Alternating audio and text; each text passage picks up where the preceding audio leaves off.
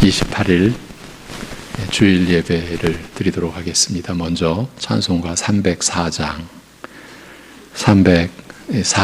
찬송입니다.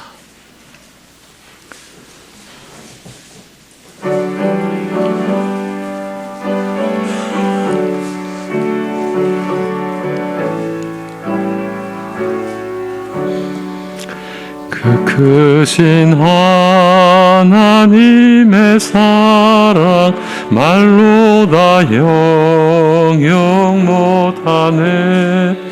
저 높고 높은 별을 넘어 이 낮고 낮은 땅 위에 죄범한 영혼 구하려 그 아들 보내사 화목제물 삼으시고 죄 용서하셨네.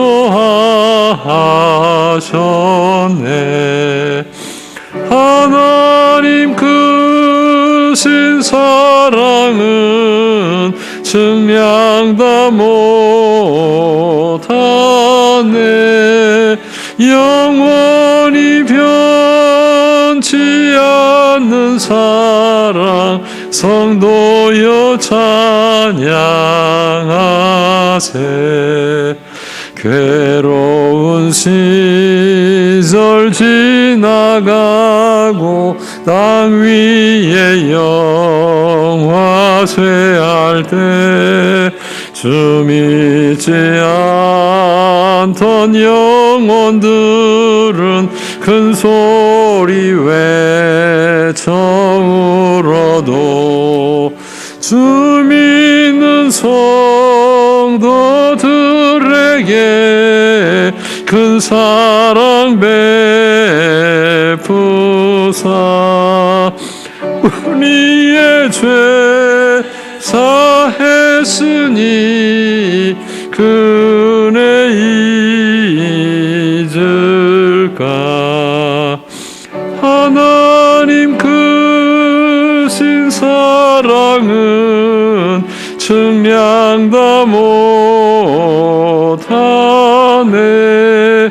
영원히 변치 않는 사랑 성도여 찬양하세.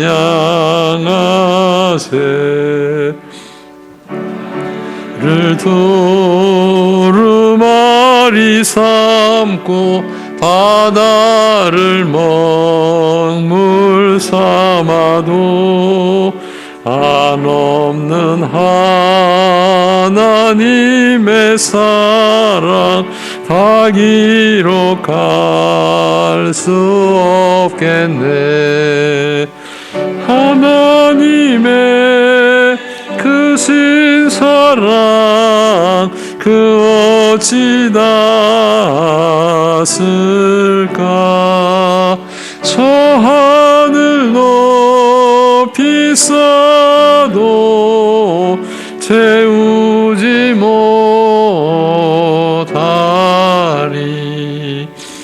하나님 크신 사랑은 증량 다 못하네.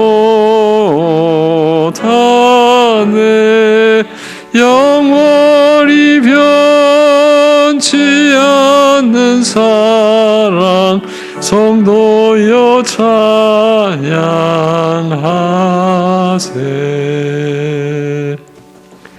아멘. 사도신경으로 우리 함께 신앙 고백 드리겠습니다. 전능하사 천지를 만드신 하나님 아버지를 내가 믿사오며 그 외아들 우리 주 예수 그리스도를 믿사오니 이는 성령으로 잉태하사 동정녀 마리아에게 나시고 본디오 빌라도에게 고난을 받으사 십자가에 못 박혀 죽으시고 장사한 지 사흘 만에 죽은 자 가운데서 다시 살아나시며 하늘에 오르사 전능하신 하나님 우편에 앉아 계시다가 저리로서 산 자와 죽은 자를 심판하러 오시리라. 성령을 믿사오며 거룩한 공회와 성도가 서로 교통하는 것과 죄를 사하여 주시는 것과 몸이 다시 사는 것과 영원히 사는 것을 믿사옵나이다. 아멘.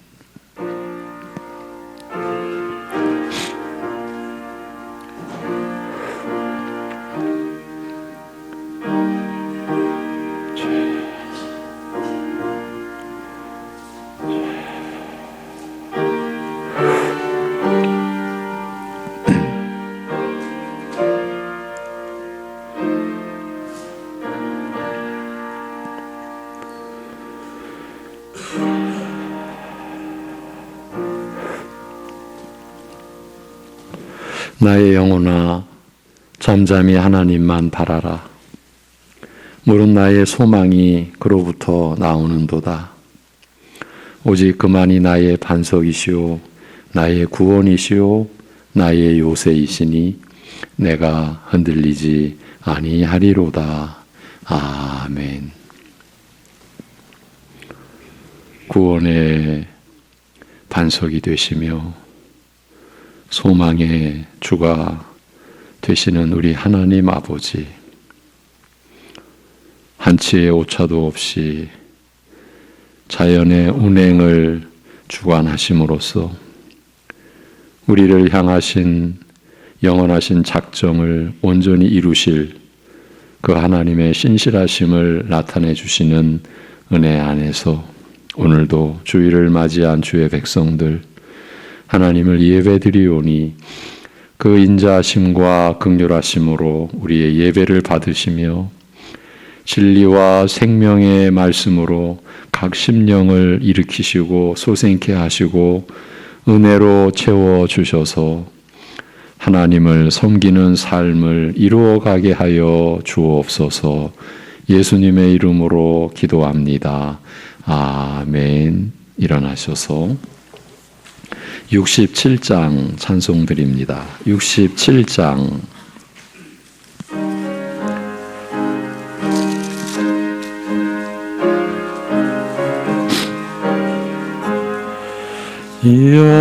영광의 왕께 다 경배하며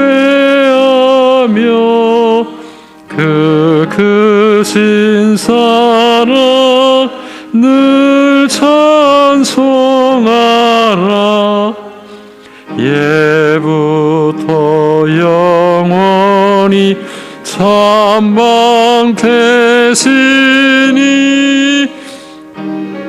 영광의 주를 다 찬송하라. 능력과 은혜 다 찬송함이라. 그 옷은 햇빛 그 집은 궁창 그 노래 소리로 주노하시고 폭풍의 날개로 달려가신다. 저 아름답고 놀라운 일이 가득한 이 땅 다 주의 조와 그 임찬 명령에 더 잡히나니 저 푸른 바다는 옷자락이라. 실그릇같이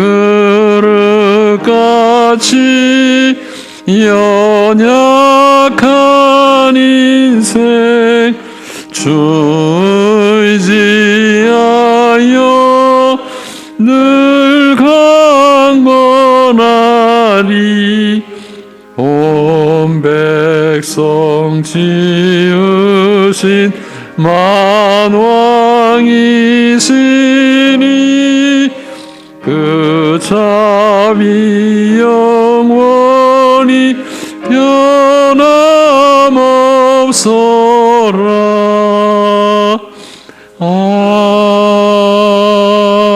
아멘. 교동문 52번, 52번 시편 119편 말씀입니다. 52번. 청년이 무엇으로 그의 행실을 깨끗하게 하리이까? 주의 말씀만 지킬 따름이니이다.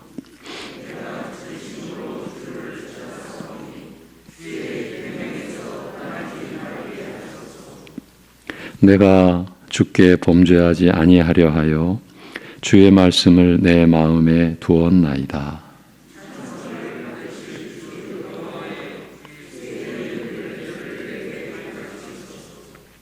내가 주의 법도들을 작은 소리로 읊조리며 주의 길들에 주의하며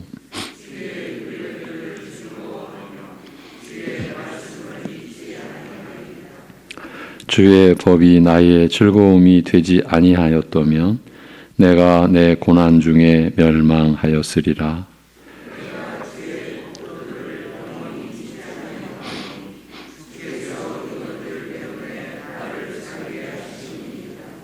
나는 주의 것이오니 나를 구원하소서. 내가 주의 법도들만을 찾았나이다.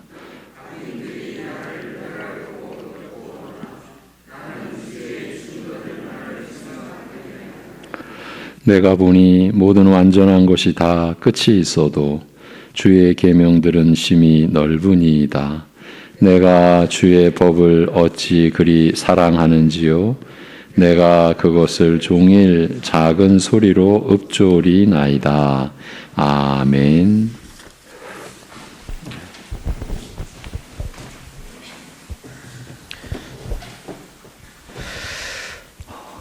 하나님 아버지, 하나님의 참으로 크시고 또 풍성하신 그 사랑과 은혜로 말미암아 오늘 이 시간도 저희가 이 자리에서 하나님께 예배를 드릴 수 있게 되었습니다. 그저 허물과 또 죄로 죽어서 하나님을 알지 못하고 그저 우리만을 믿고 또 우리가 생각하는 것이 옳다 여기며 그렇게 살아가다가 결국 하나님의 진노와 심판 아래 있는 것이 합당한 저희들일지언데, 그럼 우리가 무엇이라고 하나님께서 또 자신의 아들을 보내사 우리를 다시 살리기까지 하시며 또 우리를 하늘에 앉히사 하나님과 함께함을 누릴 수 있게 하셨습니까? 그 은혜를 저희가 이 시간 다시 한번 깊이 생각하여 주시옵소서. 우리가 이 자리에서 예배를 드리고 있다는 것이 정말 얼마나 복된 것인지를 저희가 깊이 깨달아 알 수 있도록 하여 주시옵소서. 그래서 이 예배, 이 귀중한 시간을 헛되이 놓치지 않게 하여 주시옵시고, 정말 온 마음을 다하여서 정말로 하나님을 바라보면서 그 참된 예배를 드릴 수 있도록 은혜를 베풀어 주시옵소서. 우리의 눈앞에 또 우리의 머릿속에 아른거리는 그 세상의 것들이 과연 하나님 앞에서 얼마나 빛을 낼 수 있겠습니까? 그 하나님의 영광에 감히 비할 수나 있겠습니까? 그러한 것들에 우리의 마음을 또 우리의 시선을 빼앗기지 않게 하여 주시옵시고, 또 우리의 발걸음이 또 그 세상으로 이전에 우리가 걸어갔던 그 길로 향하지 않을 수 있도록 우리의 마음을, 우리의 영혼을 주님께서 단단히 붙들어 주시옵소서. 우리의 여전히 연약하고 죄악됨은 끊임없이 하나님으로부터 우리를 멀어지게 하오며, 그렇기 때문에 우리가 정말 성도됨을 얻었을지라도 여전히 우리를 믿고 아무것도 할 수 없사오니, 이러므로 이 시간도 다시 한번 주님 앞에 무릎 꿇는 심정으로 간절히 기도드리오니 하나님 아버지, 저희를 긍휼히 여겨주시옵시고 저희를 붙들어 주시옵소서. 저희를 놓지 않아 주시옵소서. 하나님께서 저희에게 간섭하지 않으시면 저희가 무엇을 할 수 있겠습니까? 저희에게서 어떠한 선한 것이 있겠습니까? 하나님 아버지, 그저 하나님만을 의지할 뿐이오니 이 시간도 정말 은혜를 베풀어 주시옵시고, 정말 하나님의 말씀을 들을 때에도 우리의 지혜나 어떤 우리의 지식이나 우리가 가지고 있던 어떠한 생각들을 의지하는 것이 아니라 또 그것들을 굳게 붙들고서 하나님의 말씀을 들으려고 하는 것이 아니라 모든 것을 다 내려놓고 정말 오직 하나님의 말씀만을 들으며 그 하나님의 말씀만을 있는 그대로 다 받아들이며 그 말씀만이 우리 안에 분명하게 심기어지고 세워지고자 하는 그러한 마음으로 이 말씀을 들을 수 있게 하여 주시옵시고, 그러할 때에 지혜와 명철을 허락하여 주셔서 우리의 힘으로는 깨달아 알 수 없는 그 모든 진리의 말씀들을, 그 복된 소식들을 저희가 믿음으로 받아들일 수 있도록 은혜를 베풀어 주시옵소서. 이를 통해 더욱더 깊이 하나님을 알게 하여 주시옵시고, 또 하나님의 백성으로서, 또 하나님의 자녀로서, 거룩한 성도로서 이 땅에서 하나님께서 주신 날들 동안에 무엇을 어찌해야 하는지를 분명히 깨달아 알게 하여 주시옵시고, 그 말씀을 따라서 저희가 살아갈 때에 그 삶을 단지 우리가 어떤 해내야 하는 임무처럼 여기는 것이 아니라 이것이야말로 정말 우리에게 있어서 참되고도 유일한 그 복된 길임을 깨달아 알게 하여 주시옵시고, 기쁨으로 그 모든 것을 누려갈 수 있도록 하여 주시옵소서. 그러한 저희들의 모든 삶을 통하여서 언제나 하나님만이 홀로 영광을 받으시기를 간절히 소원하오며 예수님의 이름으로 기도드리옵나이다. 아멘.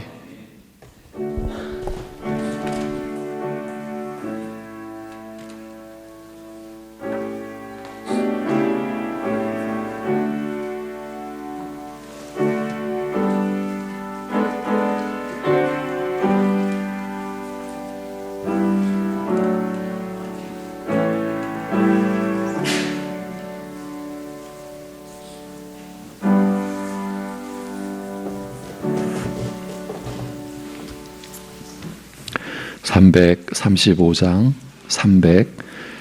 335장 찬송입니다.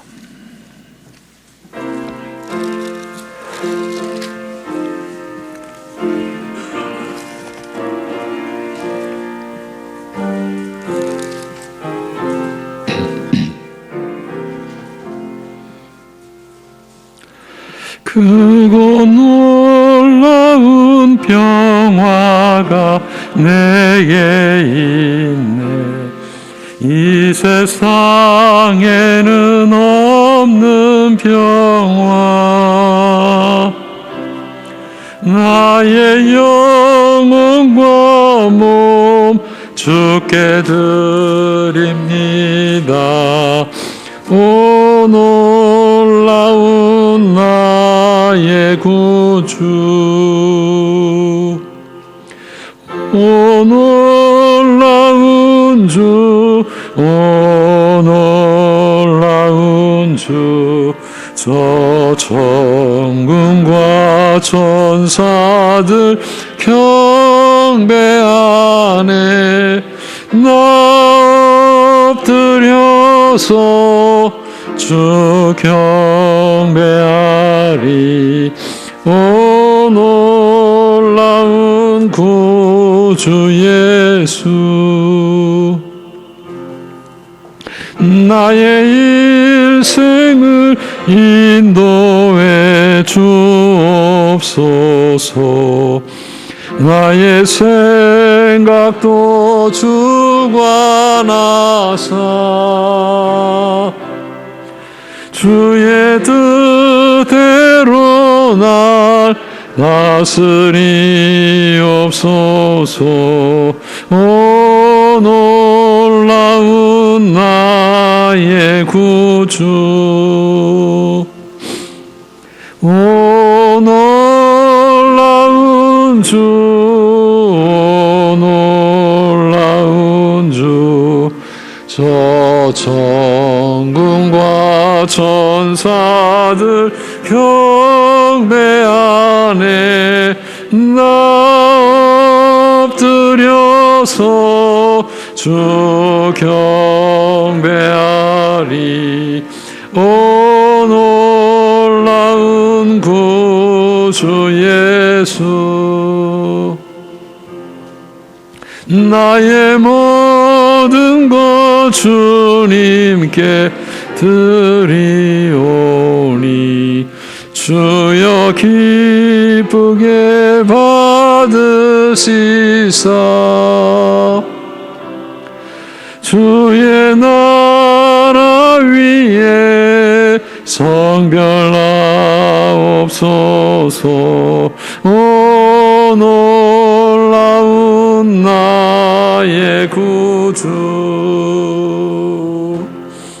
오 놀라운 주, 오 놀라운 주, 저 천군과 천사들 경배하네. 나 엎드려서 주 경배하리. 오 놀라운 구주 예수, 주의 광채가 찬란히 비춰오네. 전능하신 왕구세 주여, 세상 끝날까지 찬양 드립니다. 오 놀라운 나의 구주, 놀라운 주, 놀라운 주, 저 천군과 천사들 경배하네. 나 엎드려서 주 경배하리. 오 놀라운 구주 예수. 아멘.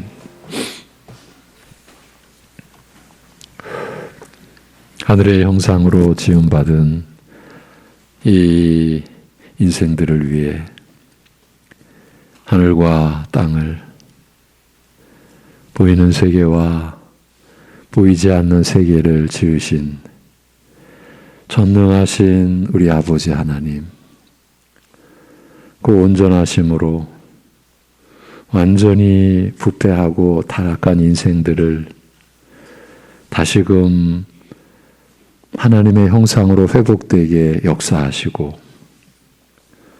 영원히 짊어지고 심판의 어두움과 저주의 고통을 받아야 했던 우리를 아들을 죽이심으로 그 모든 죄 사하여 주시고, 성령으로 보내주셔서 우리를 거듭나게 하시고 하나님의 자녀로 영혼을 향하여 영생을 지닌 자로 살게 하여 주심을 감사합니다. 오늘 그 은혜를 따라서 주의 백성들이 참으로 어려운 중에도 마음으로 힘을 다해 하나님 앞에 감사의 예물을 11조로 감사의 제목을 고백하며 주님의 나라를 섬기는 열심과 성미로 일용할 모든 양식을 베풀어 주시는 하나님께 자신을 드리는 심정으로 예물을 드리오니 받아 주옵소서. 성별된 예물이 하나님의 뜻으로 하나님의 나라를 위해 쓰여지듯 사랑하는 우리 성도들의 일생이 하나님의 선한 긍휼의 그릇으로 이 세상의 빛으로 사용되어지고 소금으로 쓰여지는 생애 되게 인도하여 주옵소서. 어찌 저희가 감히 그 은혜를 바랄 수 있겠사옵나이까. 하나님께서 말씀으로 우리에게 약속하여 주셨사오니 우리가 그 말씀을 따라 구하옵나니, 마귀에게 쓰임받는 인생이 아니라 우리의 정욕과 탐욕으로 쓰여지는 우리의 삶이 아니라 하나님께 들려지고 하나님께 붙들려지고 하나님께 쓰여지는 인생으로 우리가 이 연약한 육신의 일생을 주님께 드리며 주님의 뜻으로 세워져 가는 인생들 되도록 역사하여 주옵소서. 하나님 아버지, 추수감사 절기를 우리가 주님 앞에 감사함으로 또 섬기면서 우리의 생애가 반드시 포도나무이신 주님께 붙어있는 가지로서 열매를 맺게 되리라고 말씀하셨고, 그 열매는 주님의 사랑 안에서 이루어지는 열매라.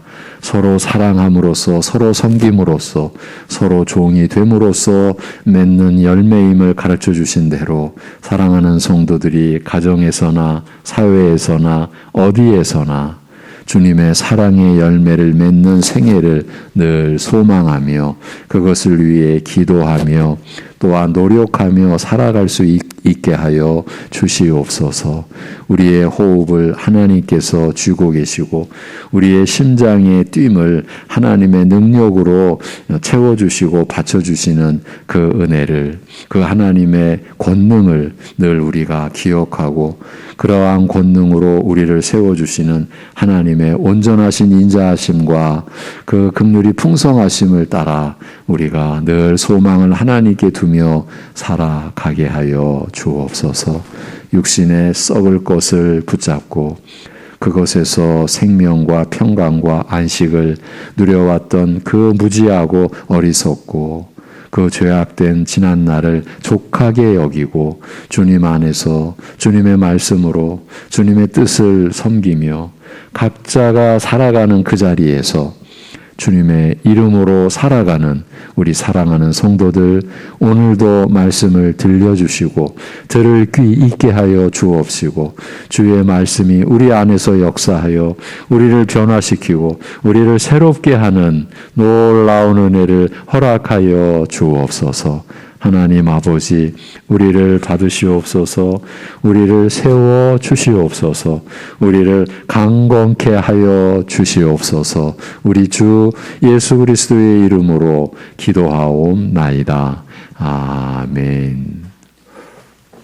오늘 마태복음 18장 15절에서 35절까지입니다. 마태복음 18장 15절에서 35절을 본문으로 하여 형제가 죄를 범하거든, 이 제목으로 하나님의 말씀을 증거하겠습니다. 본문은 마태복음 18장 15절에서 35절까지입니다.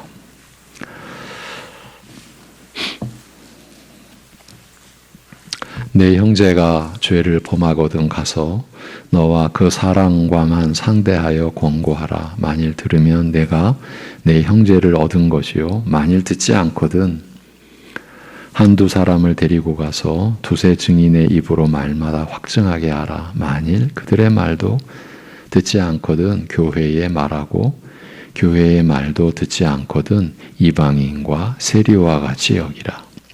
진실로 너희에게 이르노니 무엇이든지 너희가 땅에서 매면 하늘에서도 매일 것이요, 무엇이든지 땅에서 풀면 하늘에서도 풀리리라. 진실로 다시 너희에게 이르노니 너희 중에 두 사람이 땅에서 합심하여 무엇이든지 구하면 하늘에 계신 내 아버지께서 그들을 위하여 이루게 하시리라. 두세 사람이 내 이름으로 모인 곳에는 나도 그들 중에 있느니라. 그때에 베드로가 나와 이르되 주여, 형제가 내게 죄를 범하면 몇 번이나 용서하여 주리이까? 7번까지 하오리이까? 예수께서 이르시되 내게 이르노니 7번뿐 아니라 7번을 70번까지라도 할지니라.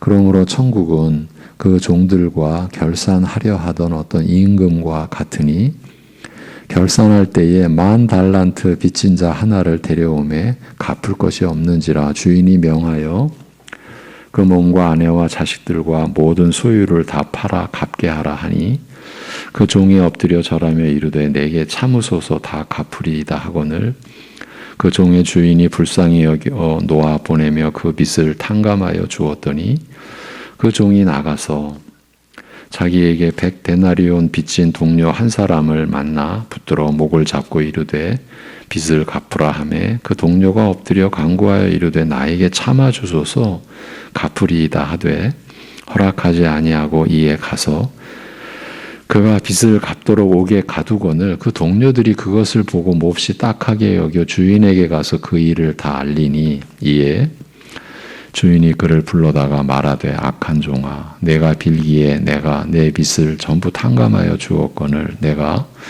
너를 불쌍히 여김과 같이 너도 내 동료를 불쌍히 여김이 마땅하지 아니하냐 하고 주인이 노하여 그 빚을 다 갚도록 그를 옥졸들에게 넘기니라. 35절 다 같이 읽습니다. 시작. 너희가 각각 마음으로부터 형제를 용서하지 아니하면 나의 하늘 아버지께서도 너희에게 이와 같이 하시리라. 아멘. 천국에서는 누가 크니까?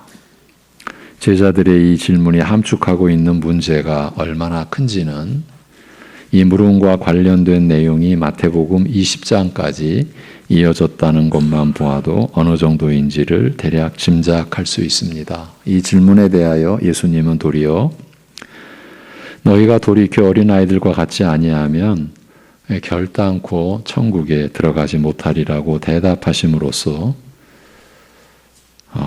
누가 큽니까? 그 질문을 할 수밖에 없었던 제자들의 영적 실태가 어떠한지를 밝혀주셨습니다. 너희가 천국에서 누가 크냐를 따지고 있을 형편이겠느냐? 그런 생각, 그런 욕구, 그런 발상을 할 수 있었던 너희의 모든 것을 스스로 부인하고 자신은 어린아이같이 아무것도 할 수 없는, 아니 아무것도 아닌 존재라는 것을 인정하고 하나님 앞에 나아오지 않으면 아예 천국에 들어갈 수 없다. 이렇게 말씀하셨습니다. 여러분, 이런 말씀을 우리가 허투루 한다면 우리 어찌 되겠습니까? 그리고 이 어린아이와 같이 자기를 낮추는 자가 천국에서 큰 자라고 하시고 내 이름으로 이런 어린아이 하나를 영접하면 곧 나를 영접하는 것이라고 가르치셨습니다. 주님의 이름으로 어린아이를 영접한다는 것은 그 작은 자를 그렇게 귀하게 여길 수 있는 마음, 그 마음이 관건이라는 것을 암시하신 말씀입니다. 그리고 그 작은 자를 어떻게 섬길지에 대해서 하신 첫 말씀은 어떤 경우라도 그 작은 자를 실족시키지 말라는 것이었습니다. 무서운 비유를 들어 말씀하셨죠. 나를 믿는 이 작은 자 중 하나를 실족케 하려면 아예 연자 맷돌을 메고 바다에 빠뜨려지는 것이 더 낫다. 그렇게까지 말씀하셨죠. 그러나 소극적으로 실족시키지 말라는 말씀으로만 그치지 않으시고 한 마리 잃은 양을 찾는 선한 목자의 비유를 들어서 실족한 작은 자 한 사람을 찾는 열심을 내라고까지 말씀하셨습니다. 이 작은 자 중에 하나라도 잃는 것은 하늘에 계신 아버지의 뜻이 아니라고 하시면서요. 이런 흐름 속에서 오늘 본문이 이어졌습니다. 이 1단의 말씀을 시작하면서 언급했었듯이 이 20장까지의 이 많은 양의 말씀을 대략적으로라도 살펴가고자 하는 것은 누가 크냐를 묻는 우리의 마음이 안고 있는 이 실제의 문제를, 그러니까 우리 안에 내재해 있는 근본적인 문제를 확인하기 위함인 것입니다. 왜냐하면 이런 문제를 안고 있는 우리가 회개하고 돌이켜 주님께로 나아가지 않으면 안 되기 때문입니다.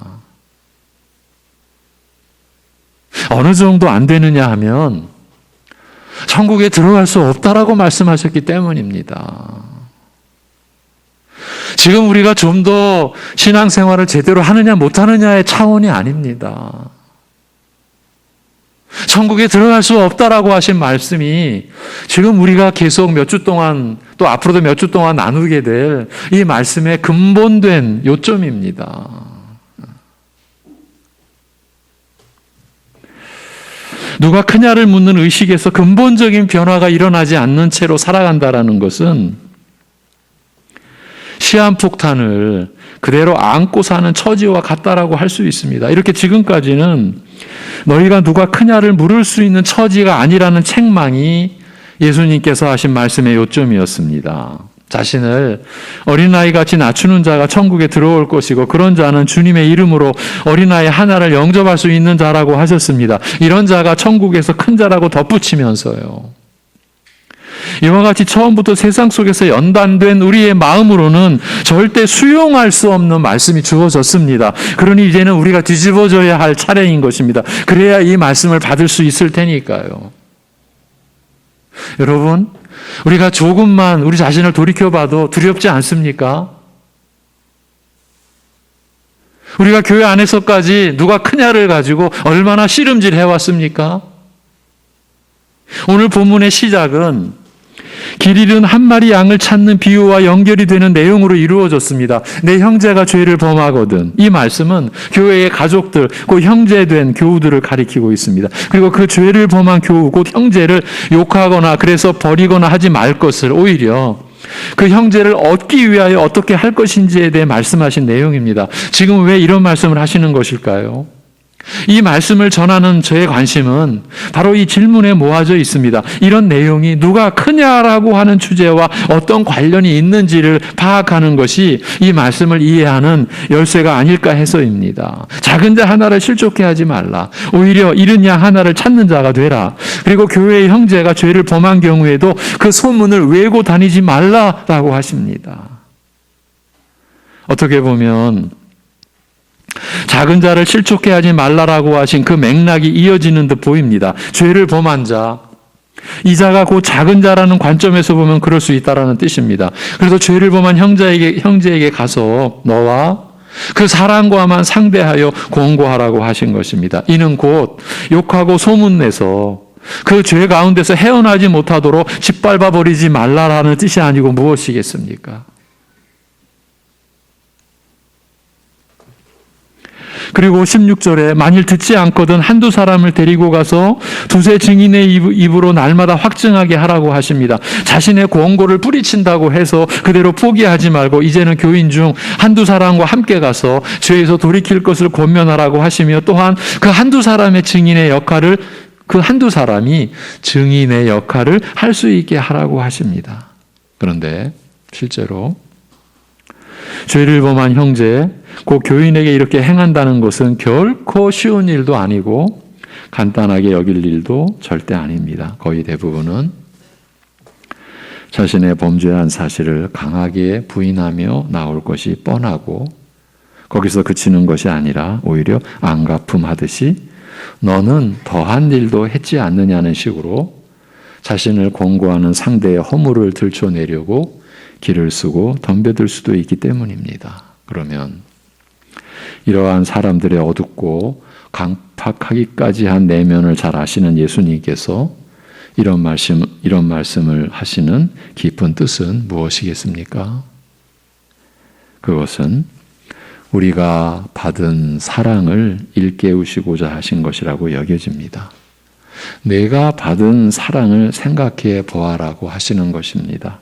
그리고 그 사랑으로 형제가 죄를 회개하고 새 사람으로 하나님 앞에 나아올 수 있도록 하라고 하시는 것입니다. 앞에서 간략하게 범죄한 형제를 권고하는 일이 현실적으로는 얼마나 어려운 일인지를 짚어드렸는데 그 어려움을 이겨내고 잃은 양 한 마리를 찾아 헤매듯이 할 수 있는 것은 오직 사랑 때문에 할 수 있는 것이 아니겠느냐는 말씀 같아 보입니다. 그것도 어쩌면 그보다 더 어두운 데서 구원받은 자기 자신이 하나님께 받은 그 사랑으로 섬기라고 하시는 그렇게 작은 자를 섬기라는 말씀으로 들리는 것입니다. 그러니까 우리가 살아가는 관계는 이러해야 하는 것이 아니겠냐는 거지요. 그렇습니다. 우리는 늘 죄에 노출되어 있지 않습니까? 내 형제가 죄를 범하거든이라고 하셨는데 그 내 형제가 언제라도 내 자신이 될 수 있는 건 아니겠습니까? 그래서 서로를 섬기는 서로를 사랑하는 관계로 우리를 인도하시는 말씀 같아 보이는 것입니다. 그리고 이런 처지인데도 너희 안에서 누가 크냐는 주제가 부상할 수가 있겠냐고 하시는 책망이 이 말씀 안에 배어 있다고 봐야 하지 않겠습니까? 이어서 만일 그들의 말도 듣지 않거든 교회의 말하고 교회의 말도 듣지 않거든 이방인과 세리와 같이 여기라고 하십니다. 한두 사람과 함께 다시 권고해도 회개하기를 거부할 때는 교회에 말하라고 하시면서 그때도 듣지 않거든 이방인과 세리와 같이 여기라고 하시는 것은 출교를 가리켜서 하신 말씀입니다. 이렇게 죄의 특성과 그 죄가 미칠 영향이나 세력권은 절대로 간과해서는 안 된다라는 점을 밝혀주셨습니다. 그래서 출교라는 즉 하나님과의 교제와 관계 자체를 끊어내는 가장 강력한 제재 수단까지 제시하신 것입니다. 여기서 우리는 요한 사도가 요한 1, 2, 3서를 기록하면서 강조했던 의와 사랑, 곧 진리와 사랑의 관계와 그 구조를 떠올리지 않을 수가 없습니다. 진리 안에서의 사랑이요, 사랑으로 지켜지고 세워지는 진리라는 뜻으로 우리는 받을 수 있습니다. 사랑하기 때문에 형제의 어떤 허물과 죄도 못 본 채 한다는 것은 이미 사랑을 포기한 데서 오는 그저 편안한 선택에 불과한 것입니다. 이러한 무사안일의 태도를 사랑과 평안을 찾는 모습으로 간주해서는 안 되지 않겠습니까? 지금 이 일, 곧 형제가 죄를 범했을 때 우리가 형제로서 그 작은 자에게 행하는 일이 어떤 차원인지를 바로 이어서 말씀해 주셨습니다. 진실로 너희에게 이르노니 무엇이든지 너희가 땅에서 매면 하늘에서도 매일 것이요 무엇이든지 땅에서 풀면 하늘에서도 풀리리라. 진실로 다시 너희에게 이르노니 너희 중에 두 사람이 땅에서 합심하여 무엇이든지 구하면 하늘에 계신 내 아버지께서 그들을 위하여 이루게 하시리라. 두세 사람이 내 이름으로 모인 곳에는 나도 그들 중에 있느니라고 말씀하셨습니다. 범죄한 형제를 회개하도록 하기 위한 이 모든 과정이 얼마나 하나님 보시기에 중요한 일이고 귀한 일인지를 이렇게 밝혀주신 거예요. 그 일이 단지 땅에서의 일로 끝나는 것이 아니다. 하늘에서도 이루어지는 차원이라는 놀라운 사실을 밝혀주신 말씀인 거죠. 여기서 두 사람 또는 두세 사람이라고 하는 것은 구약 율법상에서 증인의 효력을 위해 제시되어 있는 내용을 인용한 것인데 이렇게 함께 죄를 범한 형제를 돌이키기 위해 수고하며 섬기는 이 모든 일들은 하늘의 일로도 간주해 주신다고 했고 또 두세 사람이 함께 기도하며 구하면 하늘에 계신 아버지께서 그대로 이루어지게 하신다는 말씀입니다.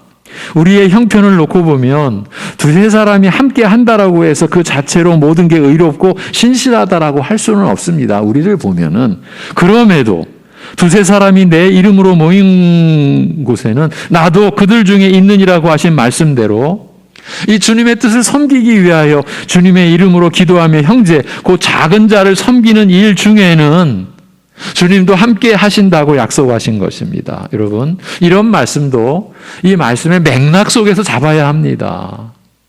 두세 사람 모여서, 두 사람 모여서 무엇이든지 구하면 다 이루어진다. 우리는 그렇게 가고 싶죠. 예. 근데 지금 여기는 작은 자 한 사람, 그것도 죄를 범한 형제를 섬기는 일에 관한 그 지금 울타리 안에서 이런 말씀이 주어졌다라는 것을 우리가 놓치면 안 됩니다. 여기서 한 가지 꼭 짚고 가야 할 점이 있는데 앞에서 제기된 출교를 결정해야 할 상황과 관련해서입니다. 한 교회 안에서 누군가 출교를 명한다라고 하는 일만큼 어렵고 고통스러운 일이 또 있겠습니까? 또 그런 일이 일어났을 때 관계된 그 교인들, 가족들, 그 아픔과 상처는 평생으로도 모자랄 것 같이 여겨집니다. 근데 그러한 일이 교회 안에 일어난다라는 겁니다. 일어날 수 있다라는 겁니다. 그럴 때 주님의 이름으로 그런 일을 시행할 때 우리는 주님의 뜻을 섬기는 중심을 벗어나서는 안 될 것이라는 점, 이 점을 우리가 꼭 확인하고 가야 합니다. 우리의 의로움을 나타내기 위해서 출교를 단행하는 것은 결코 아닙니다. 또 죄를 범한 형제로 인해 상처받은 마음을 달래면서 서로 위로받고자 하는 취지도 결국은 아닙니다. 그러니까 출교조차도 그에게 회개의 기회를 주기 위한 결단이라는 것을 우리는 잊지 말아야 합니다. 오죽하면 출교라는 결정을 내렸겠습니까? 속히 돌아오소서. 이거죠, 이거. 왜냐하면 너는 끝이야. 너는 끝이야. 이런 식의 판단을 할 수 있는 권세와 권위는 우리에게 주어져 있지 않기 때문입니다. 여러분, 교회를 섬기면서 여러분을 섬겨오면서 우리 안에서 있어서는 안 될 이야기를 들어와야만 했던 고통이 있습니다. 그 중에 하나가 너는 끝이야. 쟤는 끝이야. 우리에게는 그런 권세가 주어져 있지 않습니다. 그것은 오직 주님에게 속한 일이며 우리는 이방인과 같이 여길 수밖에 없는 출교의 상황에서도 그 작은 자가 돌이켜 하나님께로 돌아오길 바라는 중심을 잃어버려서는 안 되는 것입니다. 이런 중심은 그 다음 이어지는 말씀에서 확인이 됩니다. 우리가 잊지 말아야 할 것은 지금 누가 크냐, 그것도 천국에서 누가 크냐 하는 문제를 제기한 제자들에게 예수님께서 답변하신 말씀이 이어지고 있다라는 점입니다. 방금 나눈 말씀의 상황은 한마디로 누구나 죄를 범하고 또 그런 상황이 언제나 일어난다라는 점을 일깨워준 내용입니다. 이런 상황에서 누가 크냐, 그것도 천국에서 누가 크냐는 문제가 제기될 수 있겠느냐는 말씀을 하고 계시는 것입니다. 단순하게 표현하자면 죽느냐 사느냐 하는 시점에서 야, 누가 더 잘 옷을 입었지? 이런 문제로 다투고 있다라고 생각해 보십시오. 지금 사느냐 죽느냐 하는 상황인데 어떻게 하면 출세하지?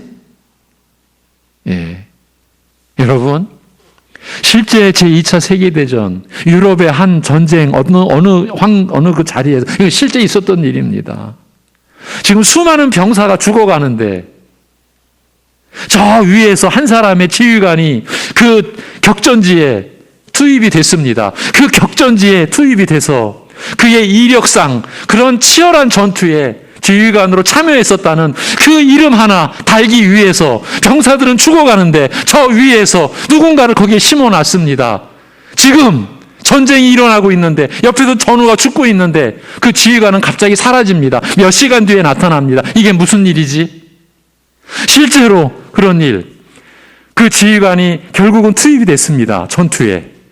지금 지휘관의 명령에 따라, 지휘에 따라 병사들이 우측 좌측 앞뒤로 지금 상계에 가면서 치열한, 그야말로 포탄이 쏟아지고 총알이 날아오는 그런 상황에서 명령을 내려야 되는데 이 지휘관이 아무것도 못합니다. 그러니까 그 밑에 있던 부하들이 어쩔 수 없습니다. 연락을 합니다.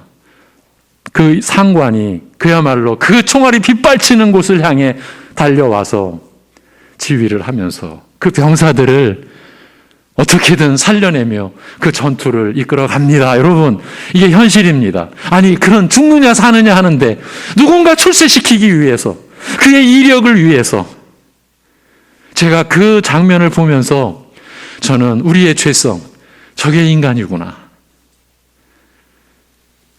그 현장에 있었던 살아난 사람들의 증언인 거예요. 그분들은 지금 호호백발, 그야말로 어르신들이었죠. 그분들이 증언하는 거예요. 여러분, 제가 그걸 보면서, 그 장면을 보면서 우리도 저러고 있구나. 지금 그런 상황을 예수님께서 연이어 제시해 주고 계시는 거예요.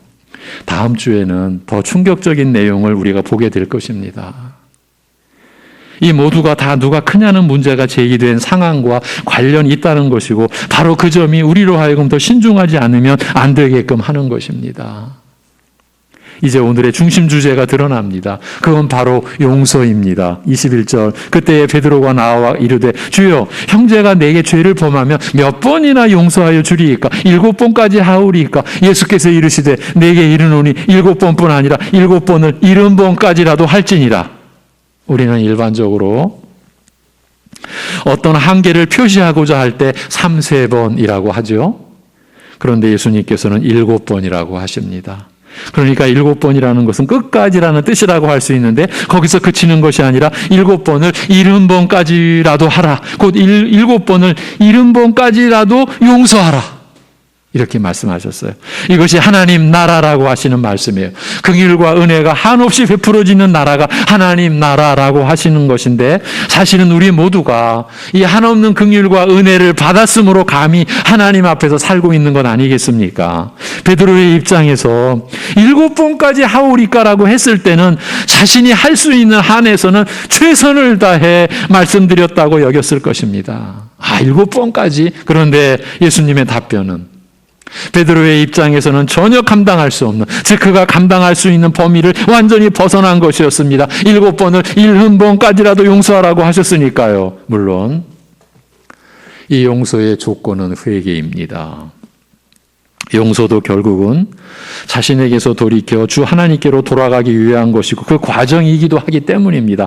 회개 없는 용서는 그저 죄를 덮는 것에 불과한 것이고, 이것은 오히려 죄를 묵인하고 죄를 방조하는 것일 뿐입니다. 이 점이 바로 지금 이어지는 맥락에서 요점이라고 할 수 있는 내용입니다. 모두 한결같이 크고 위대하기를 바라는 제자들에게 예수님께서는 천국은 근본적으로 작은 소자들로 이루어진 나라요, 작은 자가 되지 않으면 들어갈 수조차 없는 나라요, 작은 자들을 소중히 여기는 곳이라고 가르치셨습니다. 큰 자가 작은 자를 섬기되 작은 자로 하여금 실족하지 아니하도록 극히 주의하며 오히려 길 잃은 소자를 찾아 나서서 다시 돌아오게 하는 곳이라고 하셨습니다.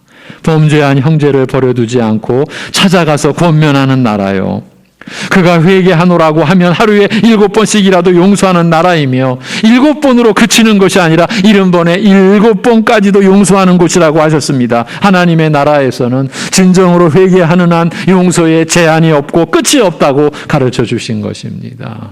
이 모든 가르침 안에서의 요점은 길 잃은 소자, 곧 범죄한 형제가 다시 돌아오게 하는 것입니다. 그러므로 회개가 용서의 선행 조건이 되어야 하는 것입니다. 더 정확하게 말한다면 회개는 용서의 조건이며, 동시에 용서는 언제나 범죄한 자로 하여금 회개하고 돌아오게 하는 것을 목적으로 한다라고 할 수 있습니다. 이러한 말씀을 우리가 보고 나누면서 우리 자신을 돌아보아야 합니다. 우리 자신에 관한 지금 말씀이에요. 예. 남이 아니라 나 자신을 향한 주님의 말씀인 거예요. 그러면서 이어지는 말씀은 하나님 나라가 무한한 용서의 나라라는 사실을 한 가지 비유를 들어 더욱 깊이 가르치시는 중에, 이 용서와 관련해서도 우리가 얼마나 무지할 수 있는지에 대하여 일깨워 주시는 내용입니다. 23절이죠. 그러므로 천국은 그 종들과 결산하려 하던 어떤 임금과 같으니 결산할 때에 10,000달란트 빚진 자 하나를 데려오매 갚을 것이 없는지라 주인이 명하여 그 몸과 아내와 자식들과 모든 소유를 다 팔아 갚게 하라 하니, 그 종이 엎드려 절하며 이르되 내게 참으소서 다 갚으리이다 하거늘 그 종의 주인이 불쌍히 여겨 놓아 보내며 그 빚을 탕감하여 주었더니, 이런 내용입니다. 이 말씀 중에서 천국에 대하여 어떻게 제시해 주고 계신지를 찾아보십시오. 천국은 그 종들과 결산하려 하던 어떤 임금과 같으니라고 하십니다. 천국은 결산을 하는 곳이라고 하신 것입니다. 어느 정도로 결산하느냐 하면 갚을 것이 없는지라 주인이 명하여 그 몸과 아내와 자식들과 모든 소유를 다 팔아 갚게 하라고 하실 정도입니다. 하나님 나라의 면모가 암시된 내용임에 틀림없습니다. 완전한 결산이 이루어지는 곳이 천국이라고 하십니다. 임금에게 빚진 것은 그 몸과 아내와 자식들과 모든 소유를 다 팔아서라도 청산해야 하는 것입니다. 죄의 빚을 감추거나 그 빚을 갚는 일에서 미루거나 할 수 있는 곳이 아닙니다. 이런 곳이 천국이라는 말씀이 의외로 우리에게는 생소하게 들리죠. 그만큼 우리는 하나님 나라에 대해서조차도 우리의 입장과 관점에서 바라보고 판단하는 것에 익숙해 있다라는 증거일 것입니다. 그런데 결산할 금액이 10,000달란트입니다. 10,000달란트를 빚진 자였으니 그 빚을 어찌 갚을 수 있겠습니까? 이 달란트는 금과 은의 중량을 재는 단위인데, 10,000달란트의 중량이라면 3톤 트럭으로 100대 분량에 해당됩니다. 금이든 은이든 3톤 트럭 100대의 분량이라 하면 여러분 상상이 가십니까? 그런 정도의 분량이라고 하면 임금의 처지에서도 결코 무시할 수 없는, 이 빚을 받지 못했을 시에는 큰 어려움을 겪을 수도 있는 엄청난 양인 것입니다. 무엇을 암시하는 내용인지를 직감하셨을 것입니다. 죄인으로서 우리가 빚진 분량을 암시하는 내용임에 틀림없습니다. 그 몸과 아내와 자식들과 모든 소유를 다 팔아도 갚을 수 없는 빚인 것입니다. 이런 상황에서 그 종이 엎드려 절하며 이르되 내게 참으소서 다 갚으리이다 하거늘, 이렇게 나옵니다. 갚을 수 있는 빚을 갚겠다라고 한 것이 절대 아닙니다. 그저 할 수 있는 게 이것밖에는 없다는 절규일 뿐입니다. 절대로 갚을 수 없는 처지인데도 갚지 않으면 안 되는 절대절명의 상황에서 터져나온 울부짖음 같은 것이에요. 결말은 이렇게 지어집니다. 그 종의 주인이 불쌍히 여겨 놓아보내며 그 빚을 탕감하여 주었더니라고 말입니다. 금이든 은이든 3톤 트럭으로 100대 분량의 빚을 탕감해 준 것이에요. 여기서 그 종의 주인, 곧 임금이 가리키는 분이 누구이시겠습니까? 우리의 하나님 아니시겠습니까? 우리가 이 상황에서 반드시 짚고 갈 상황이 있습니다. 이 주인은 지금 3톤 트럭 100대 분량의 금, 은의 손실을 자신이 담당했다는 사실입니다. 우리로서는 그 크기를 가늠조차 할 수 없는 분량의 손실인데도 아무 조건도 없이 그냥 담당키로 한 것입니다. 우리의 죄값을 치러주신 하나님께서 스스로 감당하셔야 했던 몫이 있었지 않습니까? 그것은 아들의 희생, 즉 독생자의 죽음이었습니다. 본문의 비유는 이런 암시를 전해주고 있습니다. 그렇다면 지금 마태복음의 이 맥락에서 이 비유의 말씀이 전해주는 메시지가 무엇이겠습니까? 그것은 이런 지경에 놓여 있었던 우리가 과연 누가 크냐는 쟁론으로 들어갈 수가 있겠냐는 것 아니겠습니까? 이 비유가 우리에게 그렇게 질문하고 있다는 겁니다. 그런데 정작 이 비유를 통해 우리에게 말씀하시고자 하는 내용은 지금부터입니다. 지금부터 28절. 그 종이 나가서 자기에게 100데나리온 빚진 동료 한 사람을 만나 붙들어 목을 잡고 이르되 빚을 갚으라 하매 그 동료가 엎드려 간구하여 이르되 나에게 참아 주소서 갚으리이다 하되 허락하지 아니하고 이에 가서 그가 빚을 갚도록 옥에 가두거늘. 아무래도 빚진 그 분량, 그 크기가 이 비유에서는 크게 작용하고 있는 듯 보입니다. 100데나리온은 100일간의 품삯으로 보면 됩니다. 요즘 연봉으로 추정하면 연봉의 3분의 1의 분량입니다. 그러니까 3톤 트럭 100대 분량의 금, 은과는 아예 비교할 대상이 안 되는 그런 분량입니다. 그런데도 그 동료를 만나 붙들어 목을 잡고 빚을 갚으라고 겁박하고 있습니다. 그 동료가 엎드려 더 참아달라고 하며 갚겠다라고 하는데도 끝내 옥에 가두어 버렸습니다. 아무리 생각해 보아도 이 내용은 우리를 지적하시는 말씀임에 틀림없는 듯 싶습니다. 이것이 우리의 모습이요 나의 모습인 것입니다. 여러분, 내 모습인 것이에요.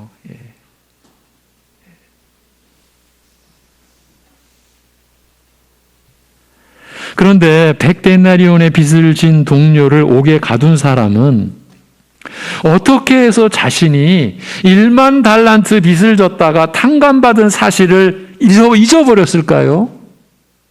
어떻게 그걸 잊어버렸을까요? 그것도 다른 사람이 아니라 임금에게 빚을 졌다가 그 전액을 어떤 단서나 조건 없이 그대로 탕감을 받았는데도 말입니다. 어찌 그럴 수 있었을까요? 이 시점에서 우리 자신을 돌아보아야 하지 않겠습니까? 그 뒤에 어떤 일이 일어났습니까? 그 동료들이 그것을 보고 몹시 딱하게 여겨 주인에게 가서 그 일을 다 알리니 이에 주인이 그를 불러다가 말하되 악한 종아, 내가 빌기에 내가 내 빚을 전부 탕감하여 주었거늘 내가 너를 불쌍히 여김과 같이 너도 내 동료를 불쌍히 여김이 마땅하지 아니하냐하고 주인이 노하여 그 빚을 다 갚도록 그를 옥졸들에게 넘기니라. 너희가 각각 마음으로부터 형제를 용서하지 아니하면 나의 하늘 아버지께서도 너희에게 이와 같이 하시리라. 이렇게 되고 말았습니다. 주인의 한 말을 들어보십시오. 악한 종아, 내가 빌기에 내가 내 빚을 전부 탕감하여 주었거늘 내가 너를 불쌍히 여긴과 같이 너도 내 동료를 불쌍히 여김이 마땅하지 아니하냐라고 하지 않습니까? 이 말씀이 바로 지금 우리를 향한 하나님의 말씀이 아니고 무엇이겠습니까? 이 말씀 속에서 우리는 이 악한 종의 처지를 엿볼 수 있습니다. 그는 자신이 빚을 전부 탕감받을 수 있었던 것은 다른 원인, 다른 이유에서가 아니라 주인이 자신을 불쌍히 여긴 것에서 비롯되었다라는 것을 깨닫지 못했던 것입니다. 그리고 주인이 자신을 불쌍히 여겼다라는 것이 무엇을 뜻하는지에 대해서도 일체 무지했던 겁니다. 참으로 이상한 일이 아닐 수 없습니다. 자신의 모든 것을 다 쏟아부어도, 아니 다시 태어나고 또다시 태어나고 해도 갚을 수 없는, 그렇게 절대 갚을 수 없는 빚을 그저 자신을 불쌍히 여겨 줌으로써 임금이신 주인이 또 그것도 그 손해를 임금이 다 감당하면서 다 탕감해 준 일을 겪고 나서도 그에게는 아무 일도 일어나지 않았다라고 하는 점이 이상하지 않습니까? 여러분, 우리 신자들이 하나님 앞에서 살아가면서 아무 일도 일어나지 않으면 그것만큼 더 이상한 일 있겠습니까? 여러분, 1만 달란트 빚을 탕감받은 자는 자신이 그 주인에게 무엇을 받았는지를 전혀 몰랐던 것이에요. 1만 달란트를 받아야 했으나 아무것도 받지 못한 주인은 그로 인한 말할 수 없는 손실과 타격을 입어야 했음에도 불구하고 그 빚진 자에게 선처를 베푼 것은 다름 아닌 긍휼이었습니다. 다시 말하면 그는 사랑을 베푼 것이었습니다. 그야말로 완전한 희생적 사랑이었죠. 1만 달란트 빚진 자는 자신을 향한 주인의 사랑을 받았던 거예요. 그렇지만 안타깝게도 이 빚진 자는 자신이 빚에서 노여난 것만 움켜쥐었을 뿐, 그 자유만을 누렸을 뿐, 정작 받아야 할 것은 아무것도 받지를 못했던 것입니다. 그 주인의 사랑, 임금의 긍휼을 말입니다. 바로 이런 일이 인간사에서도 끊임없이 일어나는 일이 아니겠습니까? 자식은 부모의 사랑을 받아서 태어나고 자란 것이지 않습니까? 그런데 그 사랑은 빼놓고 다른 것을 받겠다라고 하는 일이 끊이지를 않습니다. 우리가 하나님을 힘입어 살고 있지 않습니까? 하나님께 받지 않은 것이 하나도 없고 모든 것이 하나님의 은혜로 된 것이지 않습니까? 이 모든 것이 우리를 향하신 하나님의 사랑으로 인한 것인데 우리도 역시 그 사랑을 제쳐놓고 다른 것을 받겠다고 아우성일 때가 많지 않습니까? 용서의 사랑을 알지 못했던 그는 자신이 탕감받은 규모와는 비교도 안 되는, 그러니까 자신이 받을 빚이 있다라고 말하는 것조차도 부끄러운 규모의 빚을 진 동료의 목을 움켜잡을 수 있었고, 왜? 용서의 사랑을 알지 못했으니까. 급기야는 옥에 가두기까지 할 수 있었습니다. 그리하여 주인이 노하여 그 빚을 다 갚도록 그를 옥졸들에게 넘기니라. 너희가 각각 마음으로부터 형제를 용서하지 아니하면 나의 하늘 아버지께서도 너희에게 이와 같이 하시리라는 기록으로 이 비유가 마무리됩니다. 그 빚을 다 갚도록 옥에 갇혔다는 것은 무엇을 뜻합니까? 그 옥에서 다시는 나올 수 없게 되었다는 뜻입니다. 외인고안이 그 빚을 다 갚을 수가 없기 때문입니다. 그 빚은 오직 주인의 사랑과 그 임금의 긍휼로만이 처리될 수 있는 분량이기 때문입니다. 보고 또 보아도 아무리 달리 보려고 해도 이 비유는 우리 각자 곧 내 자신에게 하시는 주님의 말씀임에 틀림이 없습니다. 이 악한 자가 용서받은 사랑에 무지했다라고 하는 것은 그는 용서의 사랑을 받아본 적이 없었다라고 해야 더 정확한 표현일 것입니다. 본문의 비유가 우리에게 바로 이 점을 묻고 있는 것입니다. 용서의 사랑을 받아보았느냐고. 그 용서의 사랑을 받은 그 체험으로 살고 있느냐고. 그 믿음으로 살고 있느냐고. 그러면서 우리의 현실로 눈을 돌리게 합니다. 그 상황에서, 그런 일들 속에서 우리가 행한 것을 보라는 것이죠. 용서의 사랑을 받아본 적이 있는 자가 과연 할 수 있는 일이었는가? 우리가 지금까지 행해왔던 그 일들이 용서의 사랑을 받아본 적이 있는 자가 과연 할 수 있는 일이었는가, 그거를 돌아보라고 하시는 말씀입니다. 본문의 악한 종이 우리에게 보여준 그 실상이 그래서 우리의 폐부를 꿰뚫 듯 하는 것입니다. 이제 마무리를 합니다. 마태복음 18장 전체를 정리하는 시점입니다. 이런데도 누가 크냐라고 할 수 있겠습니까? 그것도 천국에서 누가 크냐라고 나올 수 있겠냐는 말입니다. 지금 우리가 살아가는 거의 대부분의 구조와 내용이 누가 크냐는 쟁론을 벌이는 것과 같지 않습니까? 일터가 어디든, 속해 있는 분야와 소속이 어디든, 심지어 집안에서까지 누가 크냐는 물음에 자신이 원하는 답을 얻어내기 위해서 일생을 투자하고들 있지 않습니까? 전도서식으로 표현한다면 다들 바람을 잡으려고 하는 것입니다. 여러분, 바람을 잡아낸 사람이 있습니까? 역사상 한 사람도 없는데 지금도 사람들은 바람을 잡으려고 하는 거예요. 해 아래서 수고하는 모든 수고가 사람들에게 무엇이 유익한가라고 물으며 구약의 전도서는 시작되는데, 그런데도 수천 년이 지난 지금도 사람들은 그 수고가 자신에게 유익하다라고 믿고 있습니다. 오죽하면 모든 만물이 피곤하다라는 것을 사람이 말로 다 말할 수는 없나니 눈은 보아도 족함이 없고 귀는 들어도 가득 차지 아니하도다라고 전도서가 이미 밝혀주었는데도 말입니다. 우리의 처지는 이렇습니다. 우리 모두는 1만 달란트 빚진 자와 같습니다. 누가 크냐고 문제를 일으킬 처지가 결코 못 됩니다. 전에도 지금도 앞으로도 그렇습니다. 그 빚에서 자유로울 수 있는 길은 오직 단 하나, 임금 대신 주인이 불쌍히 여겨주시는 것뿐입니다. 곧 그 모든 손해를 스스로 담당하시는 주인의 사랑을 받는 길밖에는 없습니다. 그래서 우리가 이 말씀을 믿음으로 받아서 살고 있는 것입니다. 사랑은 여기 있으니 우리가 하나님을 사랑한 것이 아니요 하나님이 우리를 사랑하사 우리 죄를 속하기 위하여 화목제물로 그 아들을 보내셨습니다. 요한일서 4장 10절입니다. 또한 우리가 아직 죄인 되었을 때에, 우리가 아직 원수 되었을 때에 그리스도께서 우리를 위하여 죽으심으로 하나님께서 우리에 대한 자기의 사랑을 확증하셨느니라. 로마서 5장 8절입니다. 그래야 요한일서 4장 11절 사랑하는 자들아, 하나님이 이같이 우리를 사랑하셨은즉 우리도 서로 사랑하는 것이 마땅하도다라고 하신 말씀대로 우리가 살아가는 것입니다. 이 삶만이 우리에게 주어져 있을 뿐입니다. 우리가 이렇게 살아갈 수 있다라는 것이 축복 그 자체요, 또한 신자된 우리 모두가 맺는 영생의 열매인 것입니다. 하나님 아버지, 나를 보게 하여 주옵소서. 너무나 어처구니 없는 인생임을, 그런 가운데서도 우리가 얼마나 우쭐대려고 했고 얼마나 나서려고 했고, 아니면 우쭐대지 못하고 나서지 못해서 얼마나 속상해하고 얼마나 우리가 고통을 받아왔는지 우리 자신을 보게 하여 주옵소서. 아버지 하나님, 1만 달란트 빚진 자, 그것이 바로 우리의 모습이라.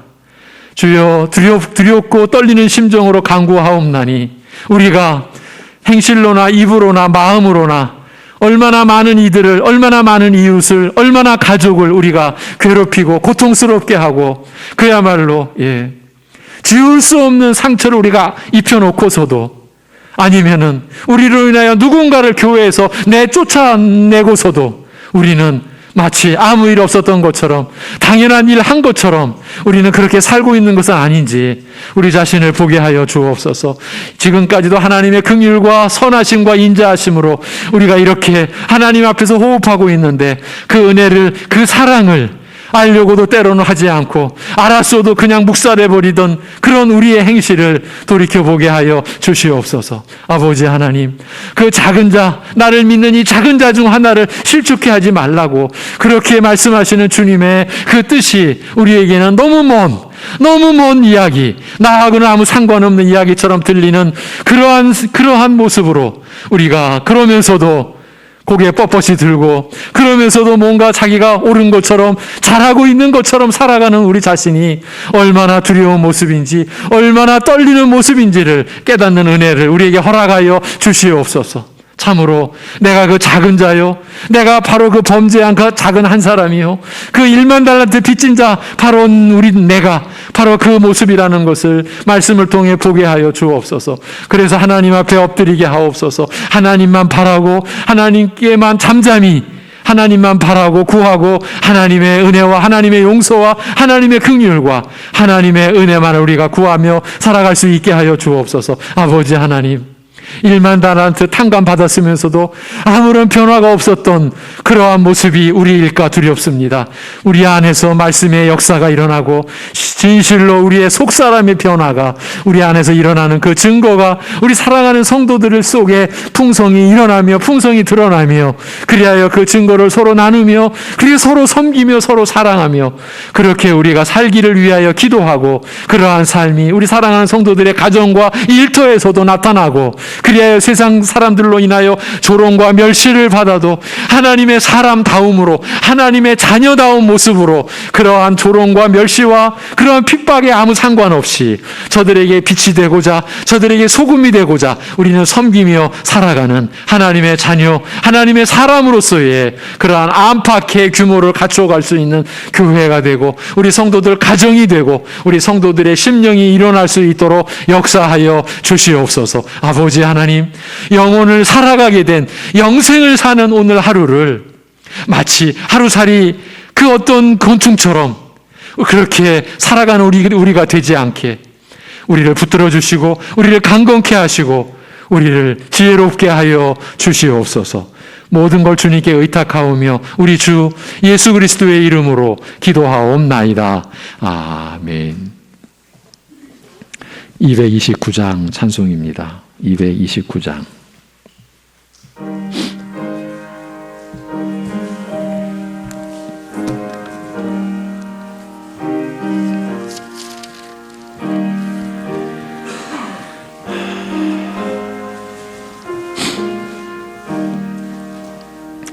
아무 흠도 없고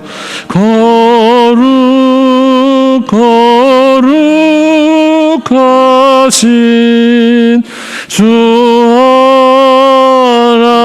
하나님, 어린 양이 죽임을 당했네. 이는 날 위하여 십자가 위에서 못 박히사 깨뜨리신 주님의 몸일세. 이는 날 위하여 영벌을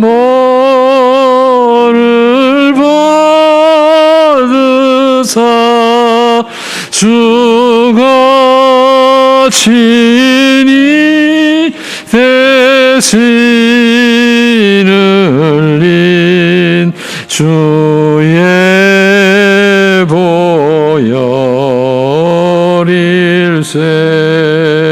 이는 주가 지금 나에게 주시는 영생하는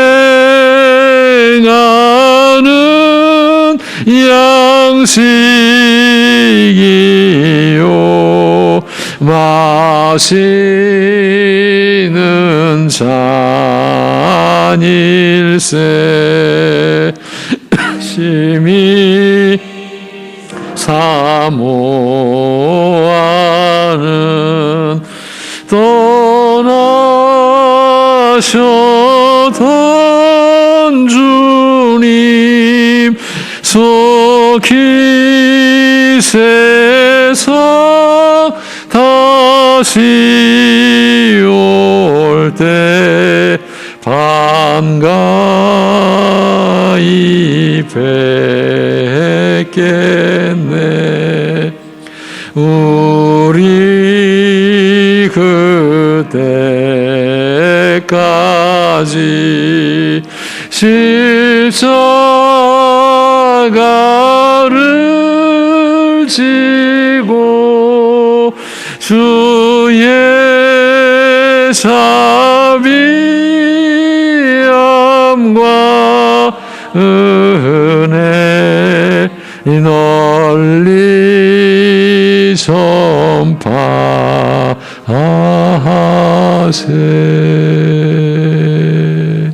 아멘. 교회의 소식입니다.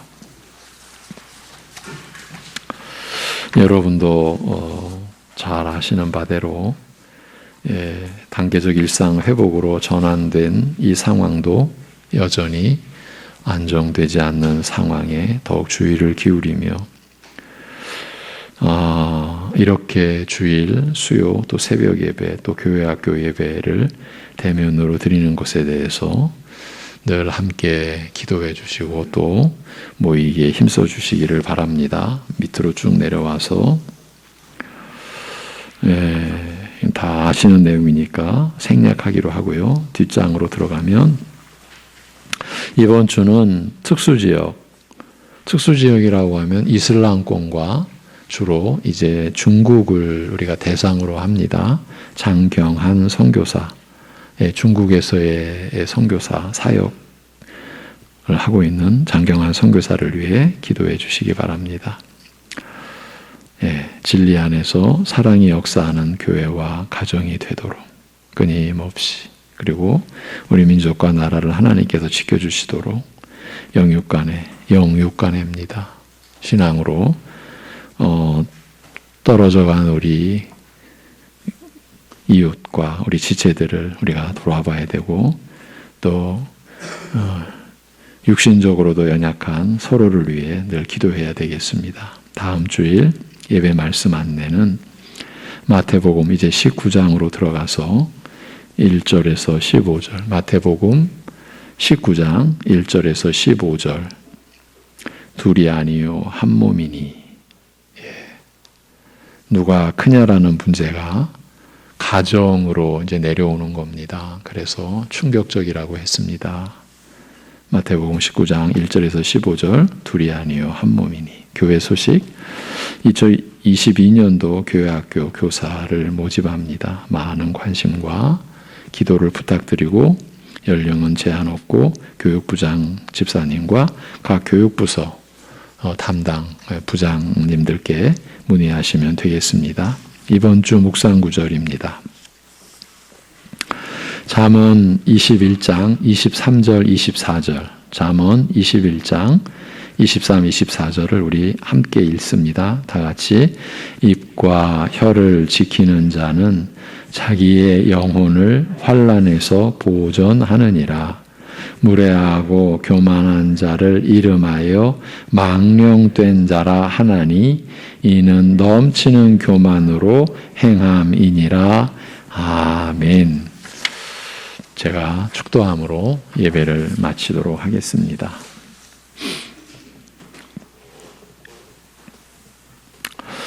우리의 대속 제물 되어 주시고 우리의 온전한 의를 이루어 주신 주 예수 그리스도의 은혜와 다른 무엇보다 아들을 내어 주심으로 그 사랑을 영원히 확증해 주신 우리 아버지 하나님의 사랑하심과 이 모든 진리와 은혜를 우리 안에 내주하셔서 우리의 믿음 되게 하시는 성령님의 교통하심이